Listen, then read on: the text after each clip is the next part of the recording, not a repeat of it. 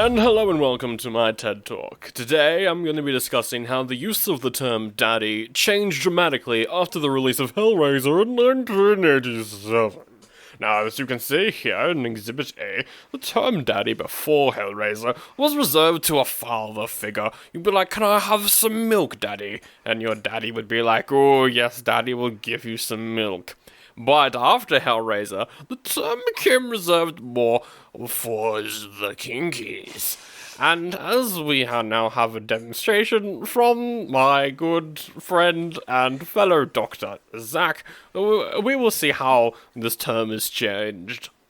First here, we have a child. Child, you may say daddy. Daddy, can you buy me a golden ticket, daddy? Yes, see? A proper use of the word daddy. But after the movie Hellraiser, this has become uncomfortable. Did you not cringe during that? Oh, I cringe constantly. Yes, that's your constant facial setting. And now we have an adult saying daddy. Daddy! See how it has changed into a more sexual tone now that I've said it. Exactly. Daddy. Why, it does feel quite hot and bothersome, yes. Yes, daddy. Hello and welcome to Oldie but a Goodie, and I think we can both agree that intro was an oldie. Yeah, but a goodie. Our cold opens really do throw people off, but I love it. It's great. It threw me off because you didn't tell me what you were doing. I just started it. Yeah. Usually we debrief on what the intro is going to be, but not for this one. No, I just decided to throw you into the deep end. Throw me into the daddy end. The daddy end. Podcast, we talk about movies from 1987 in the order they came out in, and this week we are talking about the kind of classic film Hellraiser. I'd say it's a classic. And my name's Sandro and your name is Zach. Classic for its era, I think. It's definitely up there with things that people think about when they think about old horror movie sort of things. So do they just think of Pinhead? That's I'm not saying this is a bad movie, but it's the classic horror film that even hardcore horror fans haven't seen. Yeah. But everyone knows Pinhead, but not necessarily the movie. Well, that's not necessarily bad for the movie. It's just saying it had great visuals, you know? True. Great design. So, yeah. No, it's an interesting one because Pinhead has become a staple of the genre. But yeah, I know so many people who have never seen Hellraiser but are like, Pinhead looks kind of cool. And I think that's really indicative of a sort of classic movie, is that you might not have seen it, but you would recognize it, you know, in pop culture and other things. So yeah. I would argue that yes, it's a classic, but not in the way that a lot of other classic movies are. Like The Godfather, it's not the classic, right? Or like that, you know. Yeah, and not like a Elm Street, which is exactly what you expect it to be. You know, it's just Freddy. It's a classic because of its visual design and also of how just sort of different it is from a lot of other ones as well. Yeah. First impressions. What do you think of Hellraiser? Well, okay, what? Well, great segue. I'll get them in a second. I just want to point out what a great segue that was into that section and how I am butchering it now because I'm actually almost deliberately making the segue. Well, they do call me Segway Sandy. Segway Sandy. And the running joke for this episode now. No. It's Segway Sandy Daddy. Oh, I believe is the full term. No. They called me the Segway Daddy. The Segway Daddy. Absolutely. So my first impressions of this movie, it was very cool. I liked it a lot. It wasn't as what I expected going into it. Although I wasn't expecting anything, it just wasn't this. Were you expecting a slasher with Pinhead? Yeah, I was thinking Pinhead was, like, because he's such an iconic figure that he's around, that he would have, 1, more screen time, and 2, more plot influence. But no, he's just this sort of figure that's there. But I actually quite liked it. I liked it a lot, that they were just like, no, it's more about what's happening in this family and how that lady is the worst person in everyone the in world. the family is the worst, aside from the daughter, really. They're all bad. They're not great. The husband's okay. Oh, actually, yeah, no, I read the book as well, the short story that this is based off, and he's a real piece of work in the book. Oh, nice. But in the movie, yeah, no, he's fine in the movie. Yeah, he's not great. He's not a great husband, but he's not a bad person. You know, he's just a bad husband in the movie. Yeah, and really, who isn't, quite frankly? Wow, okay, well, that's something you and your therapist need to talk about, Sandro. I don't know. I've got a lot of issues to work through with my therapist before to get to that. First of all, I always call my therapist, Dr. Daddy, and they don't like it. And we've been working through that for the last little while. So. Yeah, I could see why she would be offended. Yeah. And she's like, Dr. Mummy, please. yeah. But I keep insisting on Dr. Daddy. And you have to get through your father issues first, before you get to your marriage ones. Anyway, the visuals were great. I quite enjoyed the movie's just a bit wacky plot. I thought that was pretty cool. Yeah, it's pretty different. And I liked hating on the wife. Well, she sucks, but also, like, in a human way. You can see where she's coming from. Like, it's not like she's the big bad and you've got to hate her. Yeah. But how does she not realize she's going to be betrayed in the end? Well, like, come on. Although it didn't work out how I thought it would. Yeah, it's good. It's not all great. There's some ideas that don't entirely stick the landing. Some of the special CGI effects are pretty bad. Oh, right. Yeah.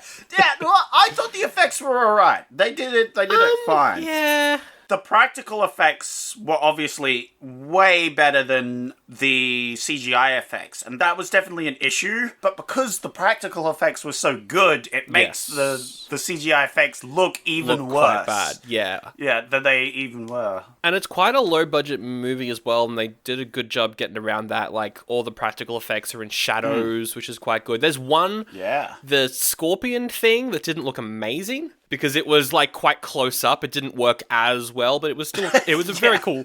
Well, that stupid slap fight that they had was very, very janky. Well, I'm keen to, delve deeper into this movie with Daddy. But first, what were the alternate options? Oh, nice, Segway Daddy. Good work. Well, I am the Segway Daddy. Yeah, good work, Segway Daddy. That's my name. Don't wear it out. But we will. We will. So, your other options were Amazon Woman on the Moon. Oh, that's right. Yup. Or as I like to call it, Amazon Daddy on the Moon. That's right, I'm doing this for all of the movies. They're all getting replaced with the word Daddy. No. Amazon Daddy. Parody of a low-budget sci-fi movies. It's 21 short sketches. Probably going to be a Patreon option at some point, I reckon. Yeah, that sounds fun. We have Fatal Attraction. Or as I like to call it, Daddy Attraction. Or Fatal Daddy. Both work very well. I think Daddy Attraction's my favourite of those. A married man who has a weekend affair with a woman who refuses to allow it to end and becomes obsessed with him. Oh, it's the same as this movie, but without the horror aspects. Or the enjoyable aspects. Maurice. Or as I like to call it, Daddy. Yeah, that one doesn't work so well. No, it doesn't. It's a story of a repressed gay love during the early 1900s. I like to call this movie Daddy. You put the at the beginning. Daddy. Yeah. I watched this film. Oh, okay. Look, it was 2.5 hours long. Wow, that is a long one. I love a long movie. I love long movies more than you maybe. Yeah, it depends on the movie. If it's a good movie, I like it to be long. If it's dragging it out unnecessarily, it's The Hobbit. And you know what I say, Daddy loves them long. So, anyway, it was a good movie. Was it too long? Maybe. It is based off a book, and I feel like they added everything. There was a scene where a stuffy English professor teaches a boy about the birds and the bees by drawing, like, images in the sand at the beach. And then this family come by after they've left and are like, "Oh, cover your eyes, children, don't look at the drawings." It was very funny. That is incredible. Yeah, you know what? 10 out of 10 movie. I Yeah. enjoyed that a lot. Anyway, it's a goodie. Continue. The Pickup Artist. Or as I like to call it, the pickup daddy. The Pickup Daddy. Robbie Downey Jr. Robbie Daddy Jr. He's my pickup daddy. Ooh. He's a womanizing pickup artist, or pickup daddy, as we know. Pickup daddy. Who accidentally falls in love. Oh, no. Love Robbie Downey Jr., hate the concept of this movie. Mm-hmm. The Principal. Or as I like to call it, the daddy pull. Ooh. Oh, wait, that makes it worse. Why did you do that? Jim Belushi teams up with security guards of the school he's principal of to stop drugs from getting in. Great. Tough guys don't dance. Tough daddies don't dance. Ooh. A writer wakes up with a tattoo and a girlfriend, and he's like, how did this happen? That one, that's right. Maybe he's a dad. We don't know. Maybe he is a dad. Anyway, the only real... Well, I mean, I've watched Maurice, but Amazon Women is definitely the other pick there. Yeah, we would definitely need to do that at some point. But we couldn't pass up Hellraiser, which we'll get into now. Now, here's the thing with Hellraiser. It is technically an independent horror film. Very low budget, released by a very small distributor. And because of this, it actually premiered at the Cannes Film Festival in France earlier in the year. So this is technically a festival movie. The release date we're going by is the American release date, which is the 18th of September. But it did get released like a week earlier in the UK because this is a British film. The film itself is written and directed by Clive Barker, who also wrote the original short story that the movie is based off. Well, I would say that he's barking up the right tree. Oh. So he wrote the story as well? He wrote the short story? Yeah, he was a pretty big... Well, no, he still is a pretty big horror author. Wow, that's cool. Not only the one who actually wrote it, but actually directed the movie. So you get...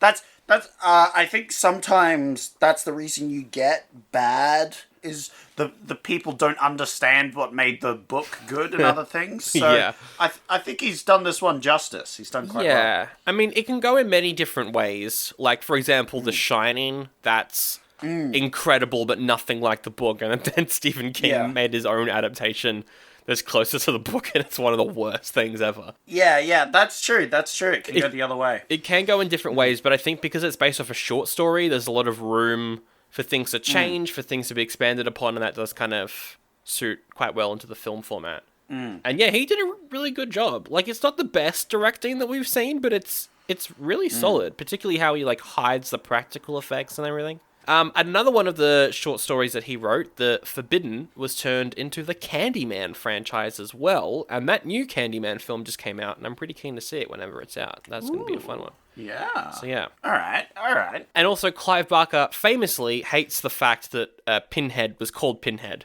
He hates the name Pinhead because I think in the book it's just called the lead Cenobite. Pinhead was very much named by the fans, and he's like, I hate it. So anyway. Pinhead. I like Pinhead. It's a good name. It is a bit dumb, though, to be fair. Yeah. It's demeaning to the character, but like, if your character has no name, it's going to get probably a name that just describes what they look like. And I think it makes sense, and I think it doesn't take away from the character. I don't think so. When someone says Pinhead, I don't think that he's called Pinhead. I don't think that's his name.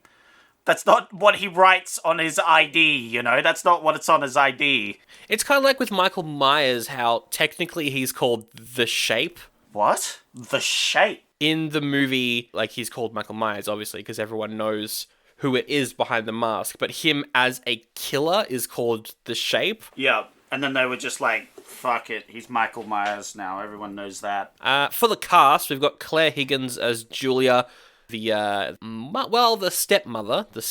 Was it a stepmother? Well, she's the stepmother to Kirsty. This is the first thing that she ever did on screen. A lot of theatre work before this. She was also in Golden Compass and Ready Player One. And I think she plays a very unlikable character very well. Yeah, absolutely. That's what I was going to say. She might be my favourite in the movie just because of how much I hated her. Yeah.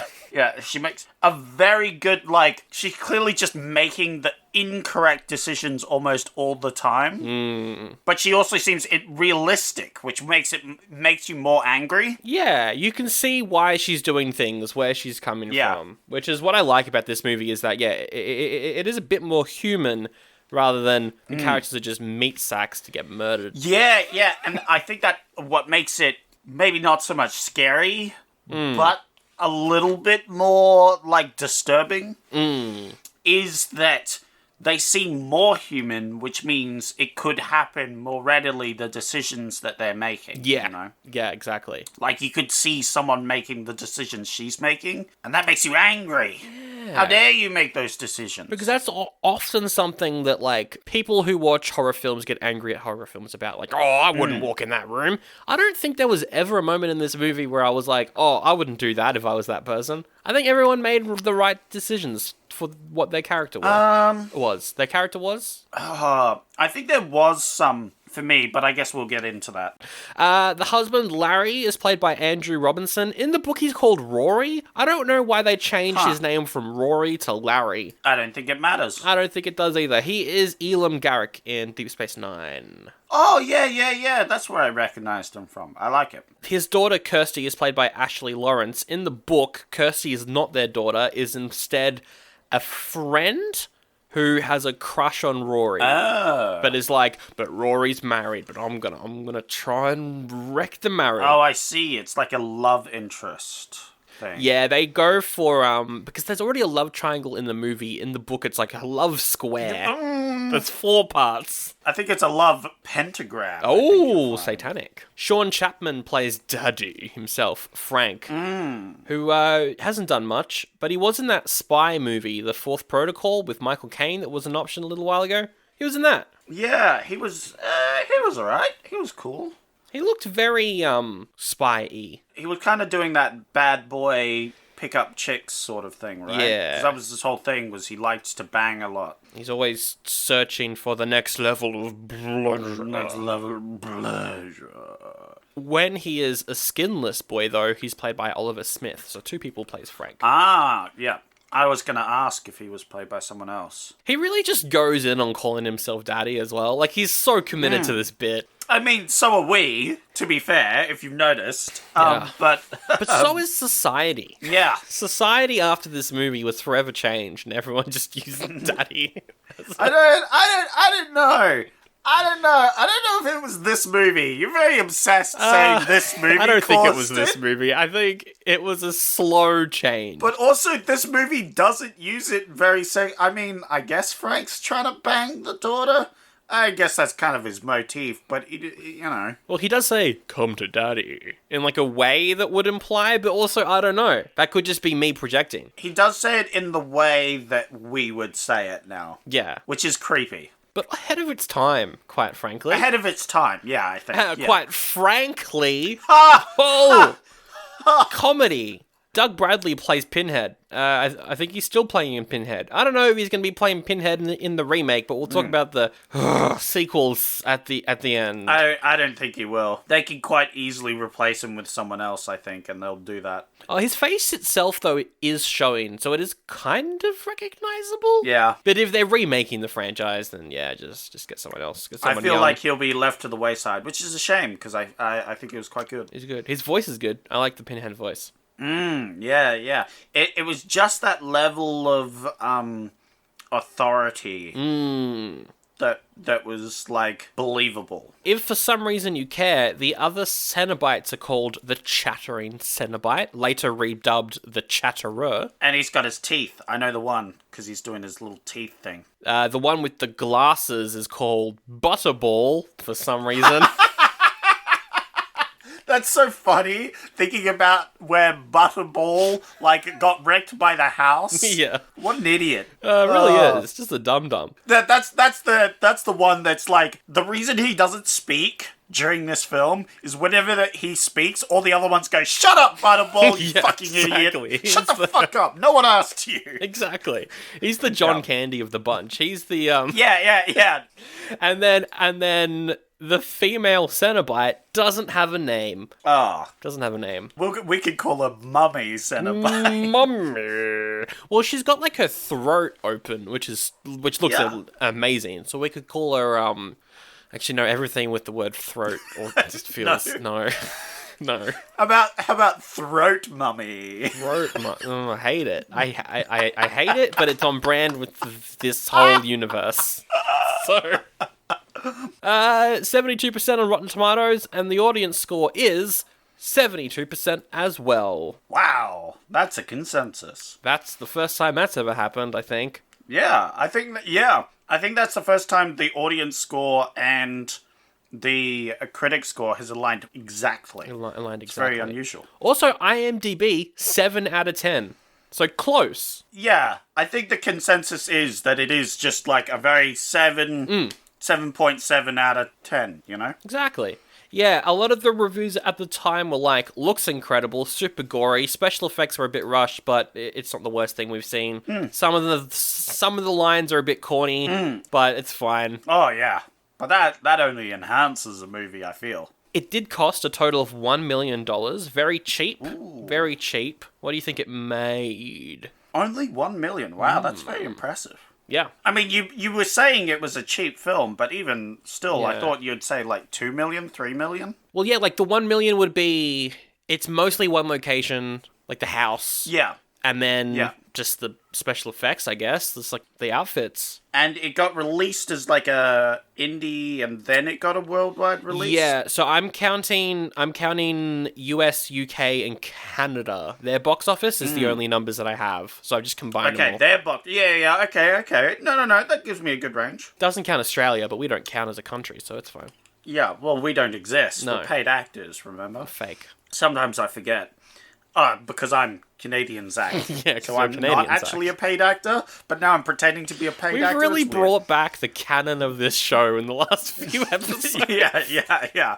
We got to keep it canonical, Sandro. Exactly. I've gotten a little off track there. 30 mil. I would say 30 mil. Pretty close. It's 16 mil, just a little less. Whoa, a lot less, I'd say. I mean, That's half. you could see it that way. I prefer to see the good. And I mean, that's what? That's 16 times profit? pretty good. I think that's pretty solid. And this was, of course, a massive hit on VHS. Taglines. There's 4 taglines. Ooh, I'm excited. Thumb up or thumb down. Pick your favorite. The first tagline is, Demon to some, angel to others. Yeah, okay. I liked that sort of aspect of them. Because they gave pleasure, but, you know, is that a good thing? Is it a bad thing? Because you died for it. Who knows? I'll give it a medium thumb. I don't think it's a great one, though. It doesn't get me excited to watch the movie. Okay. The second one is, he'll tear your soul apart. I mean, that is a quote from the movie. I'm going to thumbs down that one, though. Oh, that's a classic line, though. I mean, it's a good line, but it's not a good tagline. True. You know, this makes me think it's a Michael Myers, you know? It's like if the tagline, right? Like, not all quotes make good taglines. Classic quote from this movie is, I came. Imagine that being the tagline. That'd be weird. No, that'd be a thumbs up from me. That'd be a big thumbs up. That would get me in the cinema, that's for sure. The third tagline is, there are no limits. Yeah. No, that one's a thumbs down. I like the other one more, to be honest, yeah. And the fourth one is, Satan's done waiting. Ooh. I don't know what the context of that is. It's an interesting tagline, though. I'll give that another shaky thumbs, because that makes me intrigued.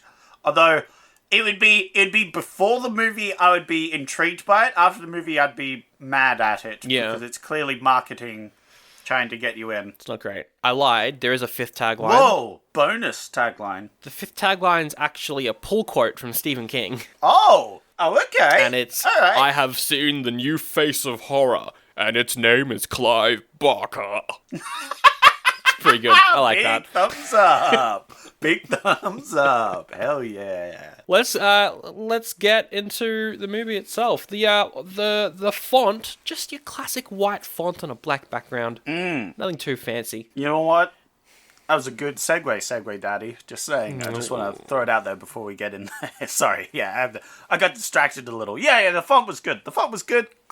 Yeah, it wasn't crazy. It was just like every other font. Yeah. It's like a typewriter font, I think it is. That's the real thing it goes for. Oh, yeah, I can see that. I'll tell you what, I genuinely dislike how you have the font and then you zoom out and the font's like imprinted in this tiny circle in the middle of the cube. Oh, yeah, that was silly. That was... I was a fan. I was a fan. No. It's speed all over again. Hell yeah. That's what I was after. Give me more speed. We see a market or such, an oriental market. We know that's probably what was written on the script. We open in an oriental market. Yeah. Generic Asian whatever. Doesn't matter. You know, it's like, because everything mystical has to come from Asia, you know? Of course. Yeah. It was a different time. We see two figures sitting at a table. Mm. They broker a deal. As I like to call it, a daddy deal. Uh-huh. Yep. I go to the market and I'm like, I like your product. Let me cut a daddy deal. And the store owner goes, please leave. As they should. Yeah. I'm just imagining you at a supermarket. You have to go to a cashier because you can't.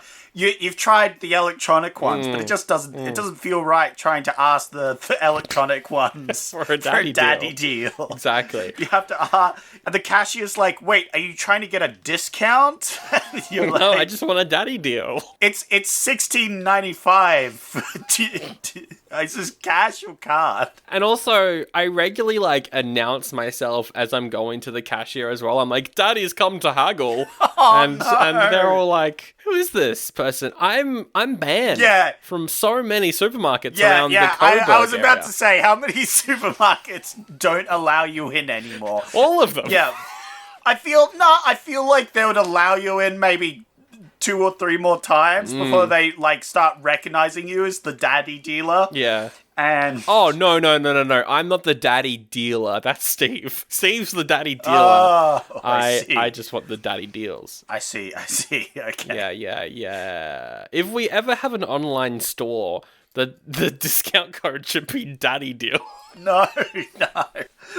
I am ending this daddy theme this episode. It's gonna keep going. It's gonna keep on going. Daddy doesn't stop.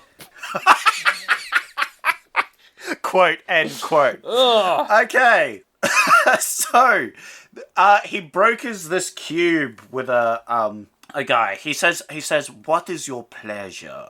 Which comes back right at the very end as well. Which I quite like that line because we learn what it really means.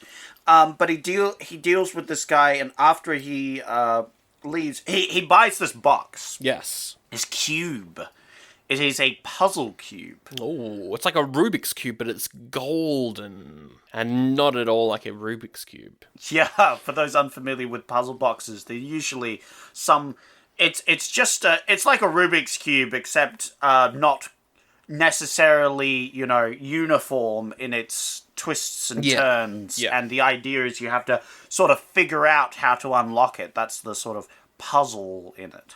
And there's usually some tricks to a lot of them. And he gets this, and when he buys it and walks away, the guy whispers under his breath, "It was always yours." Yeah, that was cool. Yeah. The whole opening is quite mystical in that you don't really know what is going on. You know some real messed up stuff is going on, but you're not entirely sure what is. I would say you don't really know what's going on throughout the entire movie. I think that's kind of the point.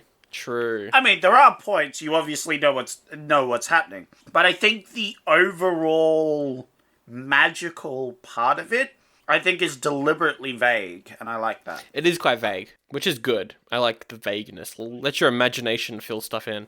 Yeah, are the Deadites actually demons? Deadites? That's Evil Dead Patreon right Oops, now. sorry. Patreon.com Oldie but a Goodie pod. Get the Evil Dead episodes now. Great plug, Daddy. Oh, plug daddy. Plug Daddy, plug me harder. There's that explicit tag we were looking for. What are they called then? They're not Deadites. What are they called? Cenobites. Cenobites. Pretty You close. can see where the confusion was. Yeah. Yeah, the Cenobites, are they actually demons? Are they aliens? Because they say they're explorers, right? Yeah, like interdimensional. But does that make them an alien? Would that be an alien? Probably, I don't know. We'd never answer those questions. It's for you to decide. Are they demons, angels, aliens, interdimensional beings? Are they just racists? That could be it. What? Yeah, they're just a bunch of racists. Elaborate. No. Please. I refuse. This person who has bought the box brings it to a quite rundown, spooky room and plays with the box, manages to open it up, and when he opens it up, hooks spout out from it. Yeah, he's like surrounded in this dark, dingy room with just candles lit up, some almost satanic ritual looking thing, and yeah, these hooks appear out of nowhere and we just see him scream. I hate the visual of the hooks. I love and hate, I should say. Like when they are like hooking into his flesh. Oh yeah, it's gross. It's real, makes me uncomfortable. Because it's just, you can see the hook goes in and it like pulls the flesh and blood starts pouring. It's very good. It's very good. But also, I'm very uncomfortable whenever I saw it. Yeah, it's real yucko. Real yucko. We then see, like, the aftermath of this, which is the room with this tiny bits of flesh hanging from random hooks, a shattered face is lying on the floor. But it's not the same. It's not the same room. It's a different room. Yeah. And we see Pinhead for just a moment, as he rearranges the parts of the guy's face. That looks real good. That looked good. That was incredible. I love that. That was awesome. He's got very, like, regular looking hands, Pinhead, because we see a close-up on his hand as he's kind of putting the box back together, and it doesn't really look like there's any of, like, the white paint on his hands. Oh, I don't remember that. It's just something that I noticed, and I was like, those are some well-manicured hands there, Pinhead. I like it. Nice hands, Daddy Pinhead. I'm sure that changes in the sequels. I'm sure his hands get grosser the further into the sequels you go. Yeah, I don't know. It's It's something I didn't take notice of, but you were clearly very, very enamored by. This isn't a very sexual movie, by the way. There is sex going on, but... Well, the book is incredibly horny, so that's probably why. I mean, there is quite a bit... Actually, there's quite a bit of... Sex is involved, because the whole thing is she cheats on her husband with the brother. But it's not like super explicit, the movie. The book, there's passages that feel like they're out of 50 Shades. Ah, nice. Yeah, it's good. I mean, yeah. No, So a new couple arrive at this house, Larry and Julia. They are probably like mid-40s, something like that, maybe early 50s. And we go through them going through the house, and we get a bit of exposition through their conversation. So we learned that this was Frank, his brother's house for a bit, because this was their old house. This was their mother's house. And so Frank has been using it as a hideout. Frank doesn't want to sell it because he wants to use it as a hideout. Yeah. But now they don't know where Frank is. Like, we haven't talked with him, and they're thinking of moving into it. Yes. They find his little makeshift bed. Yeah, his corner of a room where he's got his bed. He's got some naughty photos. Yeah. Was it on the bed? Some of them were on that same bed. So he's been bringing girls back to this crappy-ass bedroom.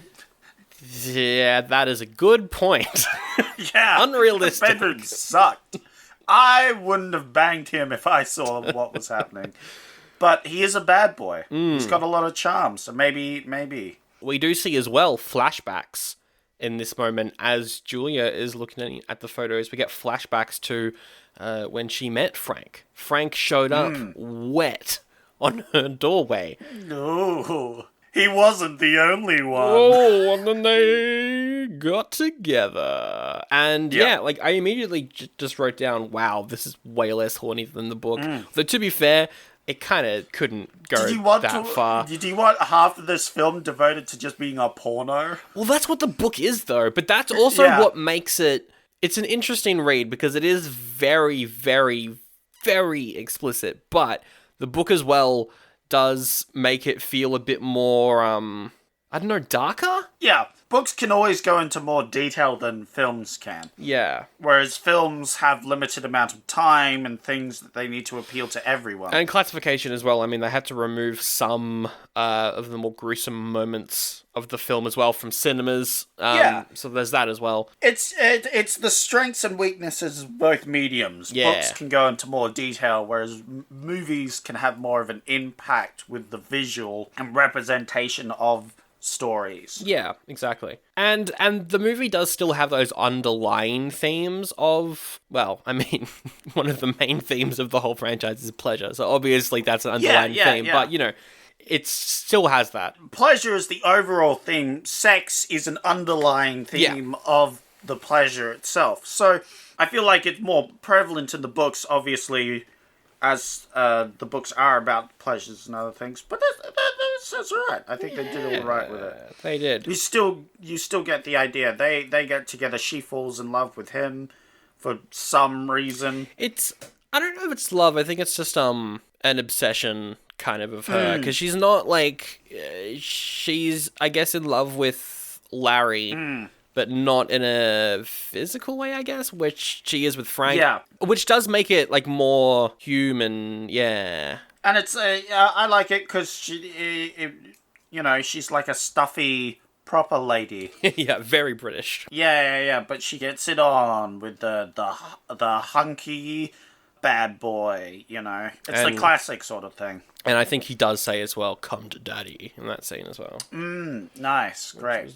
Which was good. And, he would be very good at sex, you know? That's the whole thing. Like, he's all about pleasures, right? Taking it to the next level of pleasure. Mm-hmm. So presumably, he's good at banging. Yes.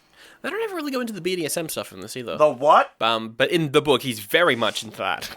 I mean, that makes sense. Yeah, that makes sense. No, there was none of that in No, this film. it was just the chains. But it would have made sense. It would have made sense, yeah. I'm actually surprised that they didn't do a bit of that. No, especially because it's directed by the guy who wrote the book. But I guess he was just like, they're both their own separate sort of thing. They need to make the film a little more tame in that area if they want it to sell. It's also based off, like, parts of it are based off the author's, like, his experience as a sex worker as well, which is, like, really interesting. He kind of puts some of that into it. Oh. Which is probably why he hates the sequel so much, because they very much don't go in that direction. But anyway, we then see that Larry, just the absolute oaf, has cut himself on a nail. What a baboon. Yeah, baboon. We see them starting to move in, and he baboons it up and cuts himself on a nail. And then he's like, oh, woe is me. I can't stand the sight of blood. I'm gonna faint. Whoa. To be fair, that cut looked very deep. Yeah, that cut was awful. That made me hold on to my hand. I cringed. So he walks into this room where Julia is bleeding profusely from the hand, and he bleeds all over the floorboards. Yes. But they're too distracted with the cut to notice the blood seeps into the floor. Seeps into the floor. Disappears. And we see in the middle of the floor, it's one shot. We never see the shot again. But there's like an in-between of the floors. And in that, we see some like flesh just scattered everywhere and a beating heart. Yes. Because it starts to beat when it absorbs the blood. It absorbs the blood. And then they leave the room to go and bandage him up. And we see what has to be probably the most incredible piece of practical effects I've ever seen. Yeah. Which is this body being reconstructed from the floorboards, coming up. There's mucus everywhere. This is a great scene because it starts off with the floorboards doing that, like, shake thing. Yeah. And there's, like, light coming out from underneath. It's like a spaceship entrance or something. But then this body gets constructed from this ooze that oozes out of the floor. It's pretty wild. And it just, like, it slowly kind of stands up on its hands as there's like a jaw on the floor that it picks up at one point, right? Yeah. It's just great. Like it's incredible. It's gross, but it's really well done. Yeah, it was awesome. He becomes like a half body, like a zombie crawler almost. Yeah, it's impressive that he got that much from that amount of blood, considering that he then needs multiple people murdered to regain the rest of his tissue and like skin and stuff. Maybe it's like because they're related. It's more potent. Maybe the magic or something. Maybe. Who knows? Who cares? Quite frankly. Yeah. Frankly, his name's Frank. Joke daddy. Yes. Speaking of Frank, Segway's daddy is back as well. Oh no. Wait. That segue doesn't work. Fail, daddy. More like Fail. It. So we see. I think they have a party, an opening party for the house. Yeah, I've been looking at this note that I wrote down, very confused by it, but you just saying the party at the house reminded me of it. The note is putting a lit cig in your mouth, so hot. And I completely forgot what the context of that is, but... Right, yeah. There's this guy at the kitchen table who is flirting with the daughter, Kirsty. The way that he's doing it is like he's smoking this cigarette and he just flips the entire lit cigarette in his mouth and then he flips it back out again. Yep. And she's like, no. And I'm like, what? In what world? In what world? Cigarette daddy. I was just like, cool. Yeah, that was very stupid. Yeah, well, they're young and stupid. That's true. They are very young. And very stupid.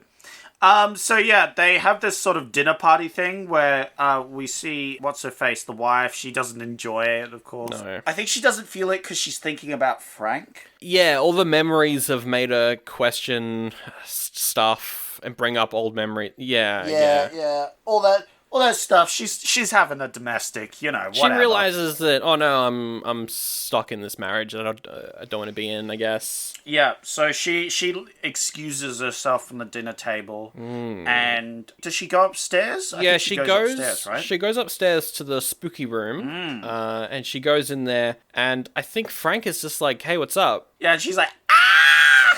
Yeah, there's a little bit of screaming, but she calms down pretty quickly and is like, oh, it's just Frank. Oh, hey, what's up?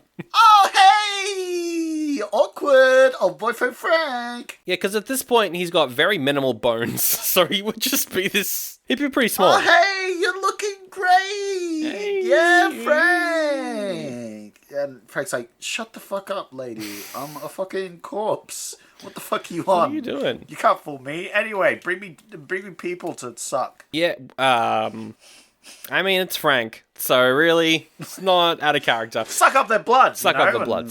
Yeah, so Frank is like, I need some bodies. Bring some bodies to daddy. And she's like, all right.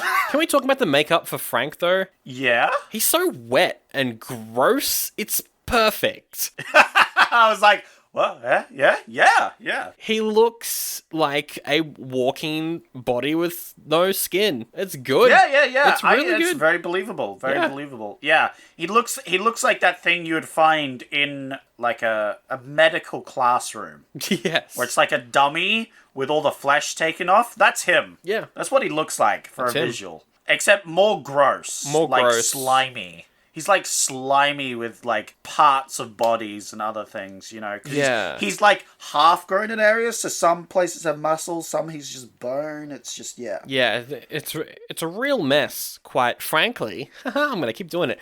And also, though, there is that moment where he does the coolest thing possible. Even though he's just muscle and mucus and goo, he still puts on a nice white shirt. Oh, right. He still makes sure to put on this this nice shirt. He's got to dress nicely, He's a charming individual. Exactly. He's got to put on the charm, Got to have a nice, clean white shirt. But here's the thing, though. Shirts in the 80s, old shirts, real scratchy. So I feel for him. Well, here's the thing. He only gets his nerves later on, right? Oh, actually, you're right there. Yeah, he wouldn't feel anything. Because that was the specific thing where he's like, hey, my nerves are back. I am in pain. Yeah. I was like, ooh, that's going to be rough. Yeah. what's her face? The young girl, is it Julia? Julia. She bumps into the mum, and mum's like, Oh, wait, no, Kirsty. everything's fine. Kirsty's the daughter, Kirsty. Julia's the mum. Ah, right. Well, Julia and Kirsty bump into each other. Mum's like, I'm fine. Don't worry. I'm good. Very not suspicious at all, yeah. And then the Frank here is like, ooh, is that Kirsty? Ooh. Yeah, Frank's a little creepy. Yeah, look, I think that's the least of Frank's sins, to be honest. For now, anyway, he's gonna literally, like, be stroking her later on. I feel like that's much worse than being like, yes, I can hear the name of my niece, yes. Like, later on, he's a little more pervy than that, I feel. No, he says, Uncle's here, come to Daddy. And I'm like, that doesn't make any sense, Frank. Unless... You're calling yourself the uncle in one thing, and then you're calling yourself the daddy in the next sentence of this thing you're saying.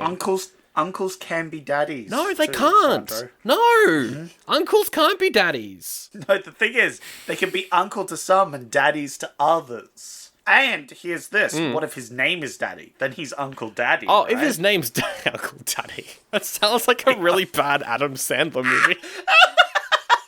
Uncle Daddy. Oh, God. It would be something like, his brother is a CIA agent who's missing in battle. Yeah. He's gonna take care of the kid. He is Uncle Daddy. But they don't know who the father of which is. Oh, no. So is he the uncle or is he the daddy?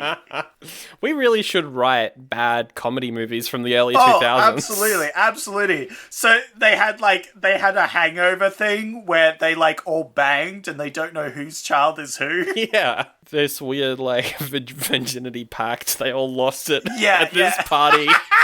Oh, yes! That does sound like an Adam Sandler thing. It's like, well, I don't want to die a virgin. Oh, I hate all of this. Yep. That would be a great movie. That would be a 5% at best on Rotten Tomatoes. Real low. Although if maybe Owen Wilson can be the brother, I think that'll help it. Yeah, absolutely. He Navy SEAL. So Julia goes to a very high class bar. Moving on. And picks up this dude, brings the dude back to the creepy room in her place, murders him with a hammer. Yeah, and she's a pretty hesitant. You know, because she's got to do a murder. But she's also an awful human being, as we find out. Yeah. And so she does it. Yeah, she murders a guy for Frankie. And Frank's like, oh, yes, give me some of that. Yeah. And it looks good as well, because in like a higher budget slasher movie, you might see the hammer really caving in the head, but they don't have the money for that. Instead, it's a lot of quick cuts, but it still looks really, really gruesome. You still get that impact. You get a bonk and then a lot of blood. Yeah. She's murdered a dude, and she's a little shaken up over the thing. Yeah, a little bit. Frank gives the guy the good old suck. Oh, yeah, after she makes the first kill, Larry comes home and she's got to, like, hide the body in the bathroom, which pretend to be sick. Yeah, that's right, that's it. Yeah. So the dad comes home, and she hurriedly's like, oh, what am I gonna do? So she grabs the body, like, she has to take off her jacket because it's covered in blood, and then she grabs the body and just shoves it in one of the rooms. She hides in the bathroom, and he's like, how you doing? And she's like, I'm sick. And he's like, oh, that's no good. And it's like, make me a brandy. Yep. And he's like, one brandy coming up. One brandy. That's the most British, like middle-aged British spirit brandy. Oh, absolutely. I love a good brandy, though. I wonder if a joke has ever been made in a movie where, like, someone kills someone with, like, a real hot branding, like, iron, right? And, like, puts it to, I don't know, the throat or something. And then afterwards is like, make me a brandy. That feels like a Friday the 13th 11 sort of joke. Yeah, I agree. Yeah. I certainly agree. I could use a brandy after that joke. So she keeps killing people. She kills another dude. She kills. Does she kill 3 people? I think. Yeah, I think it's 3 in total. You got two horny dudes and one really nervous horny dude. Very nervous. Is he the married one? I think he's married. Yeah, he's the married one. Yeah. We also see that Kirsty is hanging out outside of the home and sees Julia bringing one of these dudes over. So the dad has a dinner date with the daughter, and they're talking about how, the relationship's not going so well with her. She seems so distant lately, So the dad asks the daughter, like, hey, could you talk with my wife? Try and, figure out what's wrong. Maybe she needs a woman. Yes. So she goes over to chat with the lady, and she spots Julia taking a man inside. I was wondering if they were going to go, thinking that she's cheating. That is, in the book, that's what Kirsty thinks. Yeah. So, I can only assume it's the same here. What they really should have done was a voiceover of the daughter going, I wonder what she's doing. Is she cheating on my dad? I kind of want to make an edit where I grab that scene and then just put that over the top of it. Yeah, oh, yes. Put that on Instagram. I might do it. That'd be fun. Oh, no. What have I done? Oh, we should mention as well, Kirsty's hanging out in the city and sees this weird, rough-looking dude just following her around. Yeah, so she has a job at, a pet store or whatever, and she's been hanging out with her boyfriend in the city. She's been doing a job, and all the time she's been followed by this weird homeless-looking dude. Yeah, he's eating grasshoppers out of a tank at her work. Yeah. He goes to her store and grabs a good old handful of the grasshoppers that they feed to the animals. And he's just like, delicious. Delicious. Anyway, he's important for the end. Yep. I like him. That's a new thing. That's the only part of the movie so far that's absolutely not in the book. Oh, okay. Yeah. Okay. Interesting. We see a shot of a bunch of rats nailed to a wall. Yeah. Because we see later on that Frank goes to murder his brother. Yeah, that's right now, actually. That is right now. Yeah. And she goes, no, don't murder him. So he instead just, cuts the top open of a rat. Ugh. Very unpleasant. Ugh. I know it's a fake rat, but it looked... Oh, boy. Yeah. Ugh. It looks real, and that's what matters. Yeah, she's like, no, don't kill Larry. Don't kill Larry. Larry's harmless. And he's like, fine, I won't kill Larry. Find me someone else. So that's when she finds the third person. Yeah. Brings him home. Daughter spots it. Daughter creeps in just in time to see the half-sucked corpse making an escape. And he's all fleshy and drained. And he's like, help me. Yeah, it's weird that Frank let this guy get a chance to escape. Or maybe this happens every time. We don't know. Yeah. It's possible. But I think this one, because he was less... Oh, yeah, it's the nervous... Yeah, it's the nervous dude. Yeah, he's nervous. He was already a bit flighty, so he was already planning his escape. Yeah. So Kirsty's immediately like, well, something's up here. Yeah, no shit, because she sees a fucking dead guy just try to thing, and she sees Frank, doesn't she? Yeah, well, yeah, she goes into the creepy room, sees Frank there, and Frank's like, it's me, it's Frank, Uncle Frank, come to daddy. And she's like, no, what the fuck? Get away from me, which was a very very realistic reaction, I think. She finds the puzzle box on the floor, and he's like, no, don't touch the puzzle box, it's my precious thing, don't touch the box. She's like, oh, you want this box? Go fucking get it, yeet! Yeah. Through a window. Throws it out the window. And he's like, no!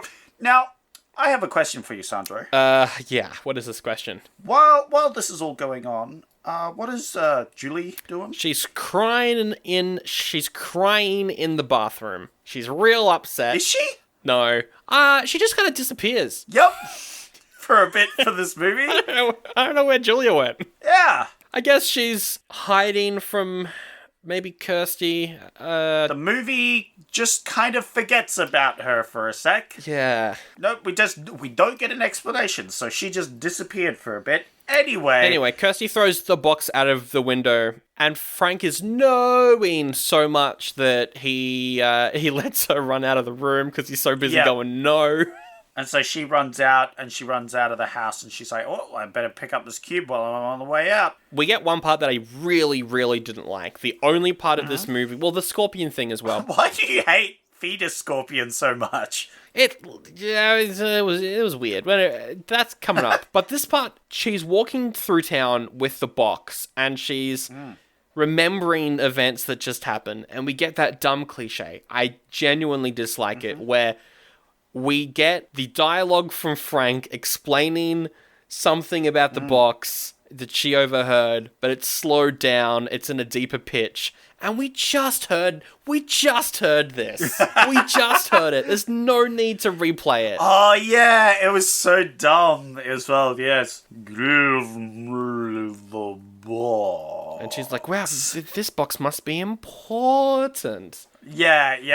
The movie rubs it in just a little bit too much. Yeah, you're right. Oh, yeah, I thought that was one.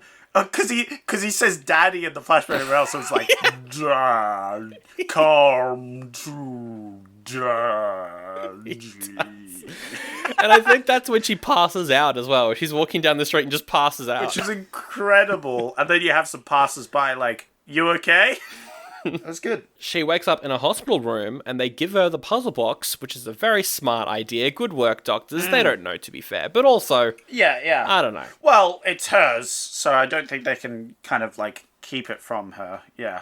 How do the doctors know that this puzzle box is like an interdimensional travel device? Well, they would have looked it up on their phones. They would have gone to Creepypasta and seen all the urban legends. Oh, hey, this is the creepy object from Hellraiser. Oh, crap. Oh, no. Wait, what does it say about the doctors in here? Oh, very handsome and smart. Yeah, I'm going to edit the Wikipedia page for that. Add that in. Do they die? They don't. That's fine. No repercussions. We'll give her the box. The movie can keep going. We'll give her the box. Yeah, continue on. So she plays with the box. She solves it. The weird magic effects were kind of whatever. But it opens a door. And by door, I mean the wall opens up.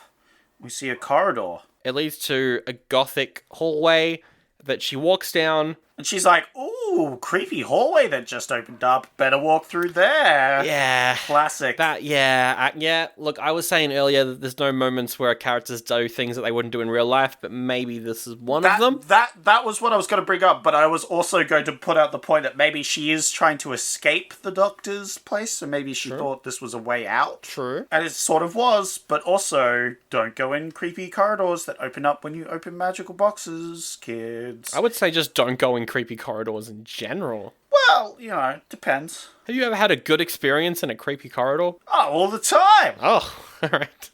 Yeah, I regularly go around. I'm like, oh, creepy corridor, better walk through there. Actually, you know what? Come to think of it, I haven't had a good experience in any creepy corridors. I was gonna say.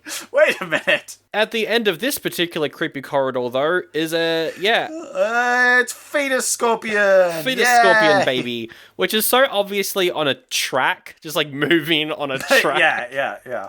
But I liked that he made some nice, lovely baby sounds before we saw him. Yeah, that was kind of cool.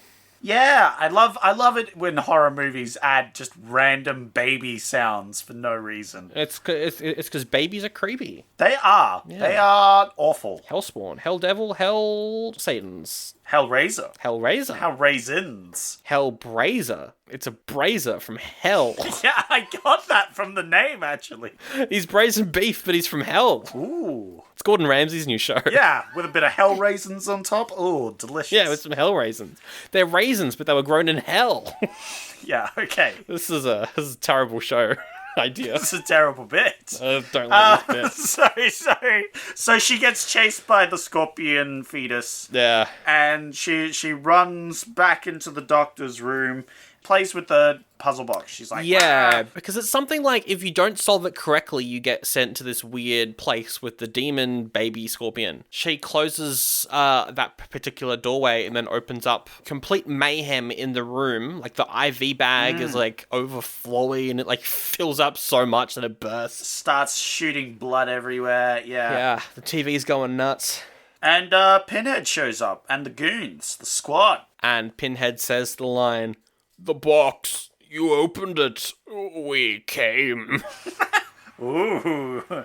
Play with that box a little more. I really liked how Pinhead was like, you didn't know what you were doing when you opened this, right? It happens all the time. Yeah. This happens all the time. It's a real shame. Unfortunately, we've got to keep your soul for eternity now. Yeah. I feel like that makes sense. Feel like that makes sense. Look, the pact is you mess with the box, you get lots of pleasure, but your soul's trapped here. Yeah. Doesn't matter if you did it by accident. No, I like that part. I like that part as well.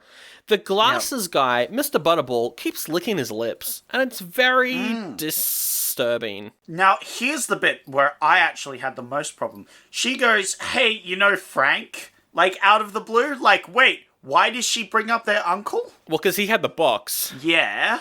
But she really thinks on her feet right now, because I don't think it's realistic that she would go, oh, hey, you know Frank, that guy you captured? Yeah, because I think she overheard Frank telling Julia his story. So I think she knew a certain amount of what happened, that he, like, escaped from them. Did she hear that? Because I'm pretty sure Frank says, I escaped from them, and with your help, I'll be able to come back to my earthly form or whatever. Yeah, I guess I missed the bit where she overheard that. Maybe she did, I'm not sure. But I think that's what happens. She's like, hey, how about instead of doing this all to me, I'll get you Frank back, and then I can go free. My question, though, is she's just saying Frank, no last name. I'm sure there's a lot of Franks that open the box. Yes, but also, it's context clues. I'm sure Pinhead can get the context clues. He's a smart chicken. Pinhead does look quite smart. This is true. Yeah. Literally last week, we had a guy called Frank come in.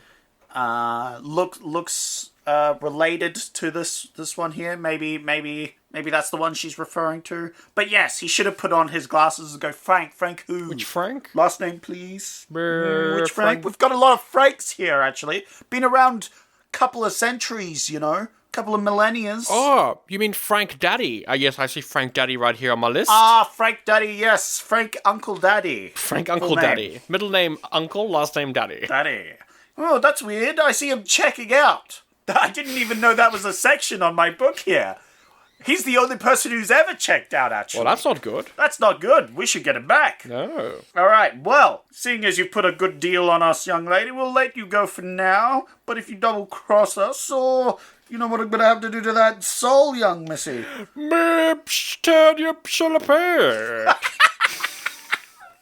Yeah, that's the exact quote. That's what he says. I was like, why is Swedish Chef? Pleasure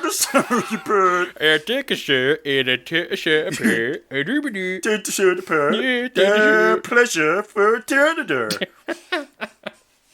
Hey, question, random tangent time. Did you ever do that thing where, like, you got a board of wood, you put nails into the wood, and then, like, strung, like, rubber bands across the nails to have them stretched out, and then you could kind of play it, kind of like a guitar? It would make, like, a note? I think I've done something similar. I did it with a tissue box. Oh, okay. So you put the rubber bands over a tissue box, and then it made a little guitar thing, and then you played a guitar.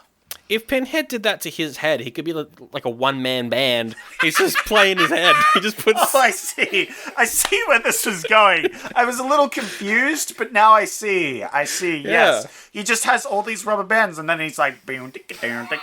Just like, whenever he scratches his head, he plays a little tune. Yeah. Pinhead in his one-man show.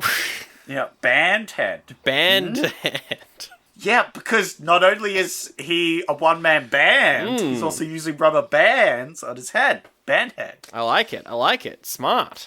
Now that's a pleasure of the universe. Oh. If ever I heard one. And speaking of pleasures, Daddy segues back. Oh, no. Speaking of pleasures, Frank has taken over Larry's body. Oh, yeah, well, he hasn't taken over his body. It's more like he skinned him alive and then put it over his skin. Yeah, he's worried the flesh. He managed to get it pretty well, like, on his face. It lines up almost perfectly. It's almost like the actor that plays Larry is now playing the part of Frank. Because we see that there's like gore on his ear. Like that's where they've like cut him open. So that's clearly not the case, Sandra. Yeah. It's clearly the actor skins the other actor alive and wore his skin.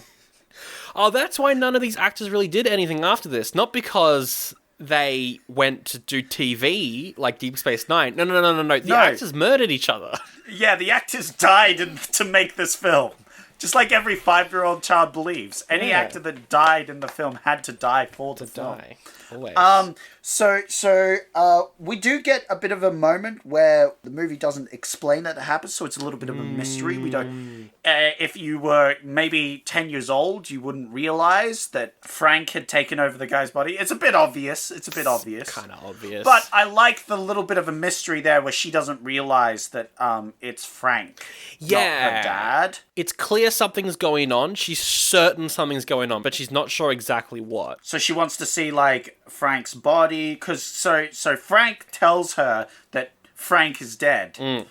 And that his own body is upstairs. It's like, I had to kill him. Oh, yes, he was so evil. Oh. Yeah, he's almost like complimenting himself. He's like, he's one of the evilest people I've ever seen. Yes. You know what I mean? And then he shows her the body and she's like, oh my god, Frank's dead. Oh no, my soul's going to be taken by the Pinhead now. But don't you worry, little lassie, because your dad's actually dead. And it's actually Frank inside the body. And the way that she finds out is Larry tells her, oh, I know you're upset. Come here. Come to Daddy. And she's like, oh, you're actually Frank because you said the word Daddy. Larry, my daddy's never said Daddy before Daddy. Yeah, there's a few moments in this movie that are really cheesy, and this is one of them, but it just adds to it, to be honest. Oh, it's very incredible. So she runs from him. He tries to stab her. Yeah. And misses and stabs Julia right in the stomach. Julia. Yeah. Yeah. And he's not angry about it either. He's like, I'm sorry, but it had to be done. That's the thing. I think he was planning on betraying her. Yeah, definitely. And then he accidentally stabs her and is like, well, it was going to happen eventually. Yeah. And then he does a little suck on her. Just a little quick suck. Take some of her life juices. Also, Kirsty at one point grabs his face and pulls some of it off. Oh, yeah. Like, when they're struggling, she, like, swipes at him and we see, like, bits of his claw marks of her nails, like, peeling off his skin. Ugh. Real yucko. There's a bit of a chase where she tries to hide, and she bumps into one of the bodies. The body, like, spews maggots onto her. Yeah, the body's so rotten that there's maggots in its throat. Gross. So when she pushes the body over, all the maggots come out. Ugh. Gross stuff. The only proper jump scare in this movie, but I feel like the jump scare was earned. Well-earned one. Yeah. Eventually, they both end up in the creepy room, though. Yeah. He confronts her in the creepy room, and he's like, ha ha ha. But then the lights start to go strange, just like they did before, and somehow Frank doesn't realize what's about to happen. Yeah, I feel like he really should know, because it's almost like they took the exact same scenes from the start of the movie and just played them again here. He really should be picking up what's happening. Yeah, he should have been like, oh shit, I've got to leave, and then, you know, the door gets blocked off by chains or whatever, you know. Yeah, it does. Anyway, so Pinhead and the cronies. Yep. And they're like, yo, what's up, Frank? It's your boys. You gotta be damned for eternity, remember? Oh, naughty Frank tried to escape. Naughty Frank, Daddy. We're gonna punish you in hell. I'm gonna give you a good old spanking, if you know what I mean. Actually, no, he would enjoy that. Except they don't spank him. They, in fact, chain him. As he goes to try and murder Julia just before any of this happens, chains whip out to him and do that thing where they rip into his flesh. Very uncomfortable, as I mentioned before. But even worse, we get to see him hanging there. Yeah. Just as a second, as his flesh starts to be stretched by it. It's so stretched. And he, like, licks his lips. Yeah, I love this moment in the book, because it's all from Kirsty's point of view, and she's like, instead of praying for help, instead of asking the Cenobites to release him, he does a lewd motion with his lips and tongue. Just to show how real, just disgusting this guy is. Yeah. I like that moment in the books, and that they kept it in this as well. Yeah, and then he says, Jesus wept, which is the very famous Bible verse, being the shortest Bible verse. And speaking of short, his life, pretty short. No. It's a good thing he chose. It's a good thing he chose a short one, because immediately after, his body gets exploded by the hooks. Yeah, which was a little over the top, but it was cool. On par for this movie. Yeah, Yep. he just explodes. Now, in the book, this is where it ends. Yes, that's what I was gonna ask. Is that Is that the end? Yep. Because it felt like where the movie should have ended. Yeah, the Cenobites are like, well, you delivered us, Frank. We'll stay true to our word, except you can have the box. The box is yours now. Do with it whatever you wish. And then she goes off. The book ends. Yeah, you know what? I think that is a better ending because it makes more sense for their characters. But instead, in the movie, the Cenobites are like, okay, now it's time for you to get got. And she's like, no. I didn't love that. You know what? Yeah, I would have liked it a lot better if they less did like, oh, now we have an action running around. It was still cool. I still liked it. I think it would have made a nice, cleaner ending if it was... Yeah, it was still a well-done moment because we got to see more of the Cenobites. We got to see what they do as well. Yeah. Which was cool. We of course, get to see Butterscotch over here. Butterbean. He tries to attack them, but the house is collapsing. So the house just collapses on top of this interdimensional demon. Yeah, crushes him. Poor Butterball. And he's got. That's it. That's it for him. And I was like, oh my god, he died like such an idiot. Yeah. Well, he didn't die, but he got like such an idiot. We also see, because he's wearing glasses throughout the whole movie, he takes them off and he's got like teeth for eyes. Yeah. Just for a second, it was good. Just for a hot sec. I liked the thing where whenever you close the box, it can actually send them away. So she uses that to send Pinhead and Throat Mummy away. I forgot that's what we were calling her. I thought I'd bring that back in, just a cute reminder. But then Fetus Scorpion shows up. Shows up again. Luckily, he gets stuck in a door, which was very dumb. Yeah. But he knocks the cube out of her hands. And so they have like a slap fight with the cube on the floor. This is very movie. It's very much a movie moment. Yeah. It's kind of dumb. It's very dumb. But it was also enjoyable. Yeah, it's fine. She grabs the cube, shoots him away, and the house crumbles and burns. Yeah. And then, to wrap up the movie, the epilogue of the movie is she's standing by a fire. I think it's like some burning remains of her house or something. Yeah. Her boyfriend's there and they've got the cube and they throw the cube into the fire. Get rid of it once and for all. No one needs the puzzle box anymore. But then the homeless dude that's been following her all this time, he shows up and he walks into the fire. Yeah. Picks up the cube on fire and his flesh burns away to reveal a bone dragon?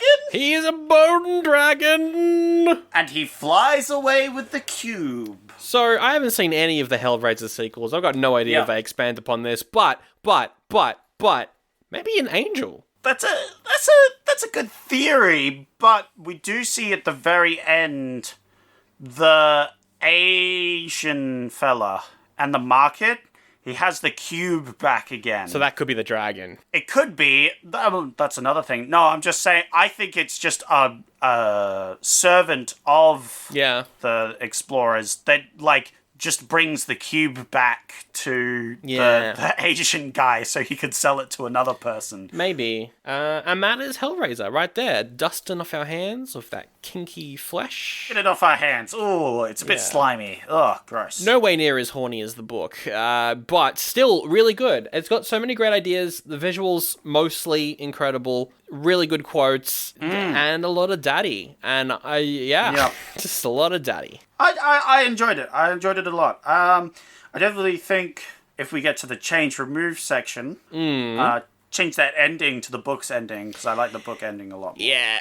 Yeah, I like the idea that the Cenobites do have the rules, and they play by those rules, and if they make a deal with someone, they stick by that deal. Yeah, that makes more sense.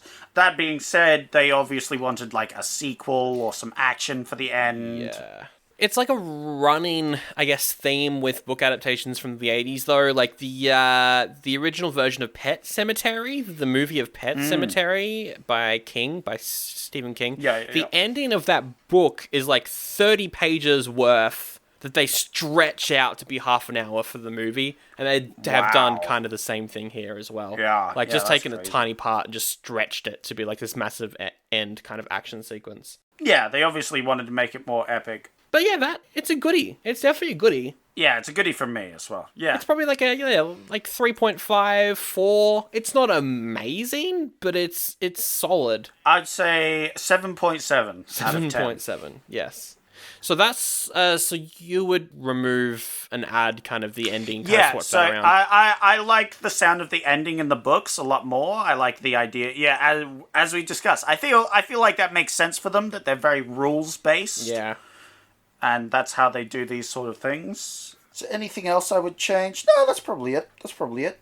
Otherwise, I think it's a really good film. Sweet. So, yeah. Yeah, I don't know what I would change. It's kind of the same with the ending, but I'll pick something different. Maybe I would add more sexuality stuff, maybe, but also there's enough in this to kind of push... Yeah, more horny in my movie. Yeah, more horny daddy. Give me more horniness. I need someone to refer to Pinhead as daddy. You know, at least once. That almost definitely happens in many of the many sequels. And also, I would remove any of the visual effects that aren't practical. Just get rid of them. Oh, right. Yeah, that's a good idea. Just get rid of them. That's a good idea. So, you're talking about sequels. What is the deal with these sequels? Well, Hellraiser, big franchise, Yeah. big money maker. Just like the Children of Corn episode that we did last year, gonna go through them all. All right, let's talk about them. What do we got? Buckle up. So first of all, first thing to mention is there is a sequel in the land of the books, 2015. Yep. Clive Barker wrote a sequel novel. Wow, 2015. So that's a big gap. Very big gap. So he made it after those movies came out, and he's like, these movies are shit. Yeah, I'm going to make a proper sequel. Yeah, there you go. He made this book out of spite. It's something about a detective's friend or family member gets taken by Pinhead, and then the detective has to find out what the heck is going on. But anyway, the actual sequels, 1988, 1 year later, we got Hellbound, Hellraiser 2, written by Clive Barker. This is the only one that he's properly involved in. All right. The plot is Kirsty. It's still following her. She's sent to a psych hospital. Of course. And one of the doctors accidentally lets the Cenobites into the hospital or something. God damn it. Yeah. That does sound very stupid, but it is the classic. Oh, this lady who went through trauma, now she's in a psych ward because people think she's crazy. It's exactly the same as the original Halloween 2, entirely set in a hospital. Yeah. So they're just kind of doing the same thing.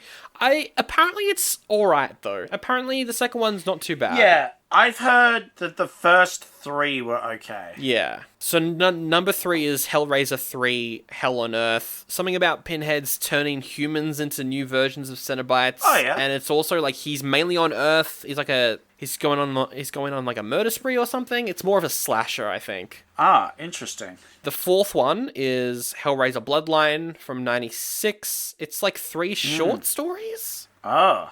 Each involving the same family, but in different time periods. Like, one set in, like, ye oldie days. One of them's present, one of them's far future. That could be good. Maybe. But I have a feeling that they aren't by the 4th one. That is the last one to be released in theaters. All the rest are direct-to-video. Oh, my God. So okay. maybe it destroyed the franchise forever. Oops. Hellraiser 5 is called Inferno from the year 2000, about a detective who finds the box at a crime scene and has to figure out what the heck is going on. And that went straight, yeah. Yep. Hellraiser Hellseeker was released in 2002. My God. They really need new ideas. It's something about a car crash caused by something, and in the car crash, the wife dies, but the husband survives, and then he's got to find out what happened. And Kirsty's apparently in it again. Oh, my lord. She's back. I don't know. Money, I guess.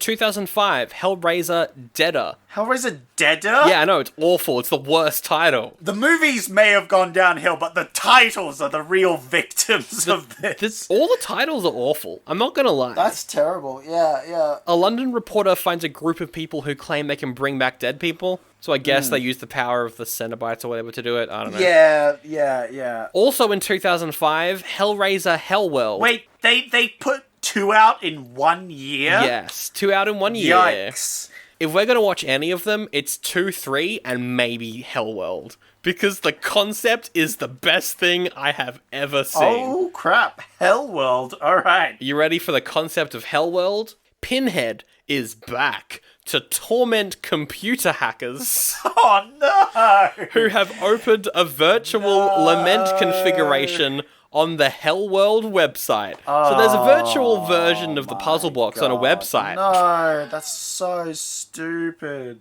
I want to watch that so bad. 2011, Hellraiser Revelations. Bunch of teens find box, bad stuff happens. 2018, Hellraiser Judgment. More detectives doing detective work. And that's all the sequels. Yep. Hellworld is the only one that sounds somewhat original. And by original, I mean terrible but amazing. I don't know. Here's the thing. If we did the other ones, would we skip all the other movies between just to do that one? Or would we have to go through each one? Oh, I guess if people want it, we could do it kind of like how we're doing Police Academy, which we do need to do the next one of soon at some point. Can we not? The last one was good, but yeah, who knows? That one was alright, actually. Yeah. That's fair. That's fair. Yeah, I think we'd have to go through them all, I guess. Yeah, that's a tricky one. We'll see. Maybe we'll put it up to vote. Would you prefer to do all of those or all of the Children of the Corn films, though? Which franchise? I don't know. They both sound like terrible ideas. A few months ago, there was news that Hulu has acquired the rights for a direct remake of the first movie. Well, of Children of the Corn? Of Hellraiser? Hellraiser. So I think they're remaking the original Hellraiser. Except Pinhead's going to be a woman. Huh? Psh, whatever. Who cares? I guess, yeah. No, but like, who does care? Why are you remaking it? Like, yeah, that's true. That's a weird one. On top of that as well, HBO is working on a Hellraiser TV show with the team behind the Halloween movies. Okay, yeah. I could see them making a TV show. I could see it being awful, but I could also see them making a TV show rather than a remake. Next segment, I guess. Right, it's time for raving reviews. All right, so first up is Daddy Robert. Are you serious? No. Oh. I'm just going to add Daddy to all their names because it's going to be funny. It will be funny. We know how comedy works. Yeah, Daddy Robert. All Hellraiser films are weird and unstable thanks to Clive Barker. What does that even mean? I don't know. But there's 2 exclamation marks. So it's... Oh, well, that's explanation points make me think it is positive. I'm going to give this 3.5. It's 2 out of 5. 2 out of 5. Great. Daddy Joshua says an unsettling premise, and the practical effects still hold up well. B. Great. We've Yep. got a letter. Yep, everyone's favourite. B's like a 4? I'm going to go 4. 4. Ah, it's 3.5. Close. 3.5. Close. Yeah, you were close. We have someone who didn't have a username, so I'm just going to call them Daddy, Yeah. who says, who you calling a pinhead? I hate, like, every now and then we do a really popular movie and all the reviews are just nonsense. Yeah, well, that's the thing. Because there's so many people, I could just find the most nonsensical. Yeah. Who are you calling a pinhead? Calling a Question pinhead. mark. It It sounds like it should be a quote from the movie. Like, who you calling pinhead? Oh, but it's not at all. That's definitely in Hellraiser Hellworld, though. That's definitely a quote. Yeah, in absolutely. Hellworld. Do you reckon he kills people with, like, a digital avatar? Yes, I'm sure of it. I'm sure that at some point he'll grab the hacker, drag them into the computer, and like throw them in the trash or something to delete them. I'm gonna say that. Oh, I just looked it up. The poster is literally the Matrix, but with Pinhead's head on it. Oh, that's awful. I hate it so much. Evil goes online is the tagline. That's a good tagline though. Anyway, I'm gonna say that's probably a 5 out of 5. 3 out of 5. 3 out of 5. All right. Okay, James says, and now we've got some long ones, so hear me out. Despite it having very creative gore and effects, Hellraiser is not the type of horror movie that would stick out to me as a classic. Lacks depth and meaning with a lot of its characters and makes a lot of confusing choices with its story, particularly with its very bizarre ending. I wouldn't agree there. I don't think the ending's the most bizarre part of this movie. Well, yeah. It's weird, but it's not like... Now that we've talked about the ending, I get maybe where they're coming from, but I thought it had a lot of depth to its characters. Yeah. Not all of them, I guess. It does feel like a B-list horror classic, maybe. It's not as great as some of the big ones, but it's alright. You don't have to be the best to be a classic. No. 2.5. It's 3 out of 5. Ah, okay. 3 out of 5. Oh, sorry, that was from Daddy James. Daddy James. Not regular James. Yeah. We have Daddy Emily, who says, rewatch this film for the first time in maybe 20 years. It's not as great or scary as when I first watched it, but still offered some dark tones and sweet practical effects. Not to mention the beginning of an iconic horror villain. When you consider the kind of shitty ending, I was slightly generous with my rating, simply due to the aforementioned reasons. Yeah, okay, so more people don't like the ending. That's fair enough. A lot of people complained about the ending. I wonder if they've also read the book. I don't know. I'm going to say Emily probably gave this... She said she was being quite generous with her rating, so I'm going to say 4. I'm going to say 4. It's 3 out of 5. Okay. 3 out of 5 again, for the third time in a row. Now we have Daddy Ray, which I think we will all get along with Daddy Ray. He says, I watched this one after a party last Sat night. I think they're coming for me. Skull emoji, skull emoji, skull emoji, thumbs up emoji, thumbs up emoji, thumbs up emoji. How is coming spelt? Correctly. I want to go no rating, but that's only for Letterboxd. But Yeah. It's the most no rating review I've ever I'll give you a heard clue here, okay? Yeah. I watched this after the party last Sat, and then it hasn't got a space, it's got a dot. Night. But it's 5 out of 5. Thumbs up. Yeah, it's 5 out of 5. Yeah. It's It was 5 out of obvious once you pointed out a misspelling that this was a 5 out of Yeah. 5. Yeah. I thought the emojis would have given it away, but Sometimes emojis can be used in quite a good way, though. I sometimes use my emojis. I disagree. If you've ever used an emoji in your life, you're a bad human being. Every single person on the face of the earth aside from my grandma. Correct. David says the movie wasn't bad, just very messed up, and the effects were a little cheesy. Also, they don't really explain much, and it has a super weird ending. Yeah, that seems to be the general consensus. Yep. For most of these reviews, 3 out of 5, I'm going to guess. It's 3.5. I haven't gotten a single one right aside from the 5 out of 5. Well, that's unfortunate, because that was the last review. Well, there we go. That's the episode right there on Hellraiser. Thank you so much for listening, as always. Bit of a long one, but the last 2 have been quite short anyway, so maybe we were due for a long one. I don't know. I think I'd like to thank our daddies on Patreon for making our sugar daddies on Patreon, making this possible. Thank you very much. Thank you can go check out our Patreon for extra bonus episodes, minimum 2 a month. Yep. We're doing the Evil Dead series. We are. Which feature the Deadites. The Deadites, yes. Yeah, the Deadites, which is the ones I was getting confused with. When is this episode coming out? I think Evil Dead 2 is coming out on Wednesday. So check it out. It's some great things to talk about. There's some good episodes. Yeah, on those it's ones. good fun. And I think we mentioned it last week as well, but for the 4th and final one, the remake, if you will, Scorn Gaming from our Jaws and Superman episode. And now that's a real daddy. Now, he's the Scorn biggest daddy I've ever seen. Yeah. Oh my god, I love me some Scorn daddy. You can also follow us on Facebook, on Instagram.